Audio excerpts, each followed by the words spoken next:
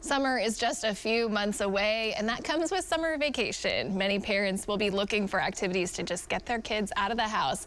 Well, this afternoon, Betty Casey with Tulsa Kids Magazine is here to discuss some summer fun activities and some guides for parents on just how to weed through all of the options. Yes, there are so many now. I was telling you, we've been doing this for over 25 years, probably, doing a camp guide in our March and April issues. So, you know, one thing that I've noticed is how many different options there are for people now. And I think what parents need to start with is to look at their needs. Okay. And their children's needs, okay. Right? I mean, if you need full-time care, that's going to be an option. You need to look at your budget. You need to look at transportation opportunities. So, you know, there are those things to consider first before you dive into to making all the choices. Yes, and now is the time of year to think about camps, because it's going to come up fast, and some parents may miss out on the sign up and the registration. What are some of the different camps? Oh my, there's so many. Just a few I mean, looking at, so there are all-day camps where your kids are outside all day, playing out in nature, doing the traditional camp type stuff. There are camps for like e-games. Oh, wow. Yeah, I saw that. That's a TU. There's a camp for high school students, an immersion thing that OSU is doing if a high school student is interested in medicine. So those are some of the kind of unique ones. And then there are, you know, camps for theater, ballet, art, soccer.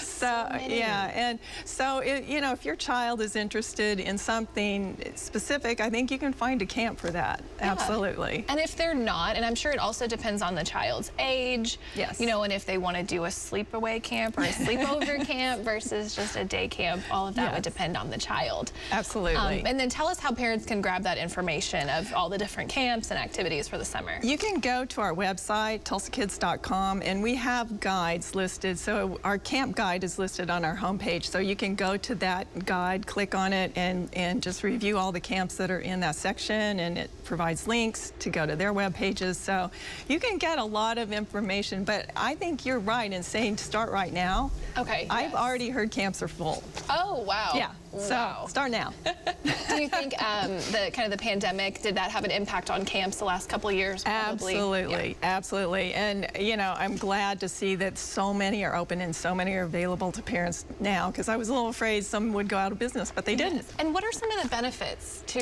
sending kids to camp? I mean, I'm sure there's so many. Okay. But you know, I think sometimes if you're looking at your child and maybe they're a little introverted, you might find a camp where they can do something in a small group, and that might help bring them out a little bit. Or you might find something that gives them a feeling of power. I think a lot of times, like just a traditional day camp or an overnight camp like Takatoka can give them a feeling of independence, and they can have a lot of growth during the summer. So there are so many different types of opportunities that kids have, and it really is a growth opportunity in the summer. That's amazing. Well, thank you so much for coming today. We'll put a link on our website, and you can check out tulsakids.com. And of course, the magazine. Where can we pick up a magazine? That is also on our website. Places that you can, yes, there are like, I think, over 200 locations. So somewhere you can find a magazine. So, and we also have e-distribution, but you should be able to find a print magazine somewhere in town. Good. We'll get one. Yeah. And Brian, Jonathan?